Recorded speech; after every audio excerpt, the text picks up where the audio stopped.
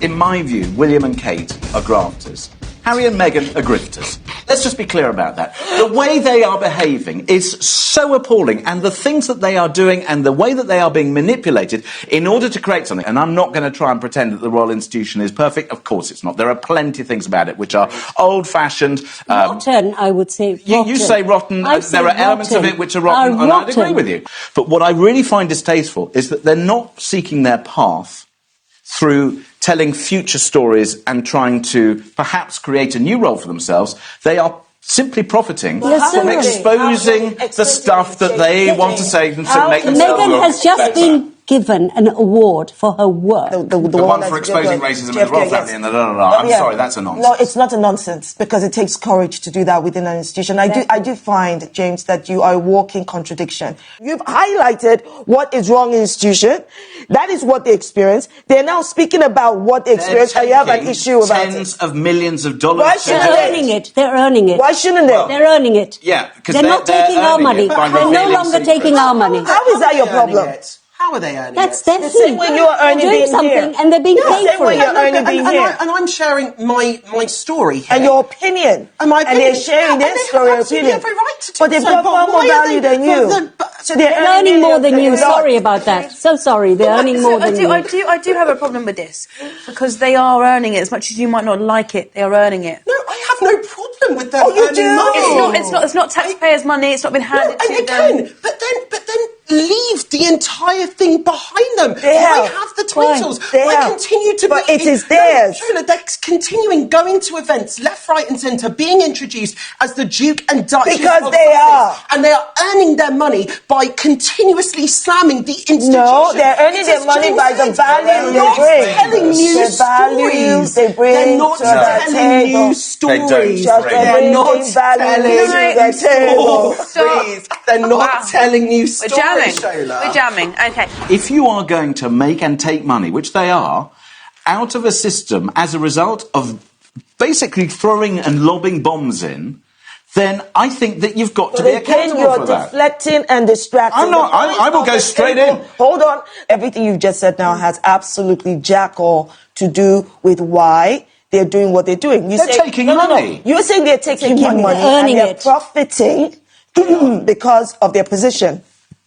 Well, all of the hate and the death threats and the lack of security, all of things they experienced was because of their position. So you can't say that when they have borne the brunt of some, of abuse, of harassment, they cannot then use that same position to defend themselves. You're deflecting, you're distracting. Focus on the issue. The only reason Harry and Meghan can come out to say ABC happened is because of what was done to them. Every produce from the Queen's loins have all benefited, those we know, we don't know of, have all benefited financially from being related to the Queen. So saying that Harry and Meghan, who have bigger exposure, bigger stage, should not get paid for using their voice and time, that's nonsense. No. But what they're doing is they're using their voice not in a way to benefit the institution. They're blowing up the institution. Why should they benefit the institution that treated them so badly? I don't think they did get treated badly. I think it's an absolute nonsense. Sorry. Harry's mother was treated appallingly by that institution. Meghan was treated appallingly by that institution. Yes. Actually, Princess Margaret, before she became a drunk, was appallingly treated by the institution. Do not tell me. Good day, folks, and welcome to the Sussex Ambassador channel. We're here to shed light on the intriguing and often contentious lives of Prince Harry and Meghan Markle, the Duke and Duchess of Sussex. This channel is dedicated to fostering a candid discussion about their experiences, particularly their decision to step back from the royal family and the racism they've encountered. This is not a place for sugar-coated platitudes or regurgitated press releases. Instead, we delve into the hard truths and uncomfortable realities that the couple has faced. Today, we'll be discussing the controversy surrounding their brave decision to share their experiences with the world, a move that has been both criticised and applauded. We'll examine the toxic derangers who believe they should have remained silent, while also highlighting the support they've received from esteemed individuals such as Dr.Shola&Prof, Monika. Now, without further ado, let's dive into the heart of the matter. It's disheartening to see the negativity and toxicity that some individuals, the derangers, are spreading about Harry and Meghan. These are the same people who believe that Harry and Meghan should not have shared their experiences with the royal family. But let's take a moment to consider the gravity of this. We're talking about a couple who felt the need to step back from their royal duties due to the unbearable weight of racism and discrimination they faced. It's easy for these derangers to sit in their comfortable armchairs, casting aspersions on Harry and Meghan's decision to speak out. But let's be clear here. Their lived experiences are not up for debate. They're not some juicy gossip to be chewed over and spat out. They're real, they're painful, and they're a stark reminder of the deep-seated prejudice that still exists in our society. These derangers with their toxic views are not just casting stones at Harry and Meghan. They're undermining the very fight against racism and discrimination. By trivializing Harry and Meghan's experiences, they're sending a dangerous message that racism is acceptable and that those who suffer from it should stay silent. But silence is not the answer. Silence is complicity. And Harry and Meghan, by sharing their experiences, have chosen not to be complicit. They've chosen to shine a light on the ugly underbelly of racism, to expose it for what it is, and to challenge us all to do better. So to the derangers out there, I say this: it's time to put aside your prejudices. It's time to listen, to understand, to empathize. It's time to stand up against racism rather than perpetuating it with your toxic views. Because at the end of the day, we're all human. We all deserve respect, dignity, and the right to share our experiences without fear of backlash. The derangers' views are not just wrong, they're harmful. Fortunately, there are voices of reason out there. Let's talk about Dr.Shola&Prof. Monika. These two eminent figures have been a beacon in the storm, fearlessly standing up for Prince Harry and Meghan Markle against the torrents of unfair criticism. Dr. Shola, an acclaimed human rights activist and lawyer, has been vocal in highlighting the racism that is, unfortunately, still present in the royal institution. She has been a staunch supporter of Harry and Meghan, passionately defending their decision to step away from the royal family. Dr. Shola has also called out those who have sought to diminish the couple's experiences, reminding us all that it is not for us to judge the lived experiences of others, but rather to listen, learn, and empathize. Then we have Professor Monika, a respected academic and scholar. She, too, has been a formidable ally for Harry and Meghan. Professor Monika has been particularly critical of the haters, who have dismissed Harry and Meghan's experiences as irrelevant or overblown. She has been quick to remind these detractors that it is not for them to decide what constitutes racism or to police the experiences of others. Both Dr. Shola and Professor Monika have been unwavering in their support for Harry and Meghan's decision to share their experiences with the world. They have recognized the courage it took for the couple to speak out, and have been among the few who have been willing to challenge the status quo and demand better from the royal institution. It is not an easy task to stand up against an institution as powerful and entrenched as the British royal family. Yet Dr. Shola&Prof. and Monika have shown that it is not only possible, but necessary if we are to challenge systemic racism and promote equality. It's heartening to see such support for Harry and Meghan. It demonstrates that there are those who are willing to speak truth to power, and who understand the importance of standing up for what is right, no matter the cost. The media, too, has had a significant role to play in this saga. It's not just a game of chess, with Harry and Meghan as the pawns, but a narrative spun by a media, a narrative that is both toxic and damaging.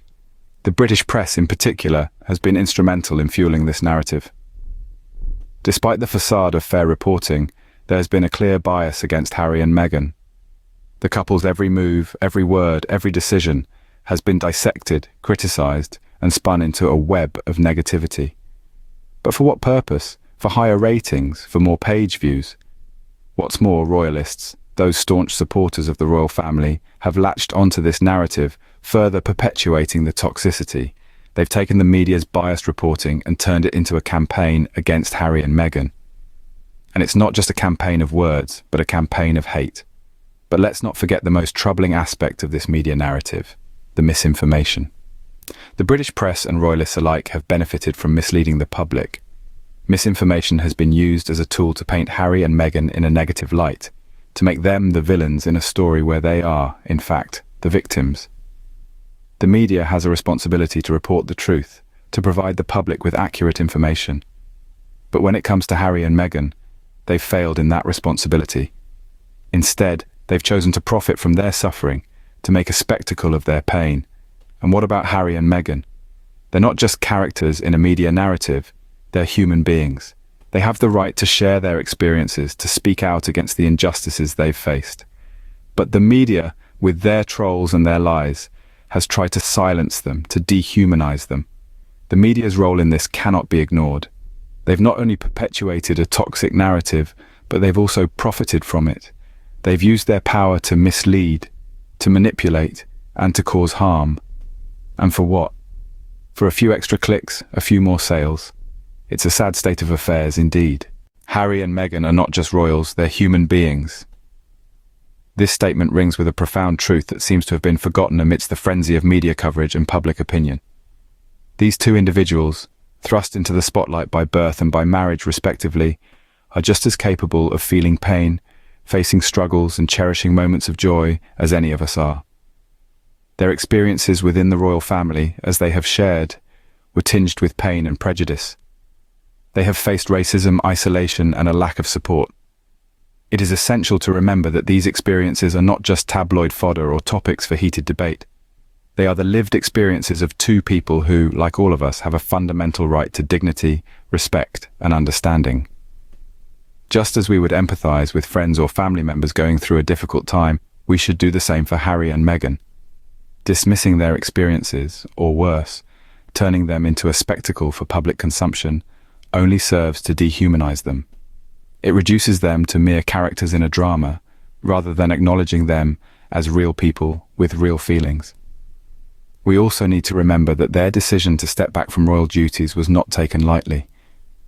It was a choice born out of a desperate need to protect their mental health and the well-being of their family. This is something that should be respected and understood, rather than criticized or ridiculed. As we continue to discuss Harry and Meghan's journey, let's strive to do so with empathy and respect. Let's remember that they are not just figures in a royal narrative, but individuals with their own stories, hopes, and dreams. Let's focus on their courage to speak out against racism and their determination to forge a new path for themselves. Because at the end of the day, their royal titles do not define them. They are Harry and Meghan, two people navigating the complexities of life under the scrutiny of the public eye. Their humanity should never be overlooked. As we conclude today's discussion, let's remember the importance of empathy and understanding. We've delved into the toxic derangement that has unfairly targeted Harry and Meghan, shining a light on the blatant racism that led to their brave decision to step back from the royal family.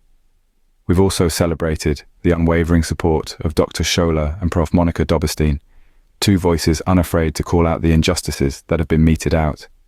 We've discussed the role of the media, how they've profited from sowing discord and misinformation, forgetting that behind the titles and the headlines, Harry and Meghan are human beings who deserve respect and dignity.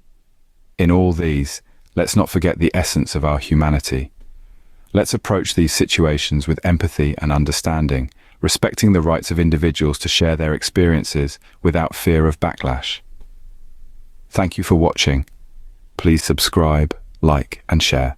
Until next time, goodbye.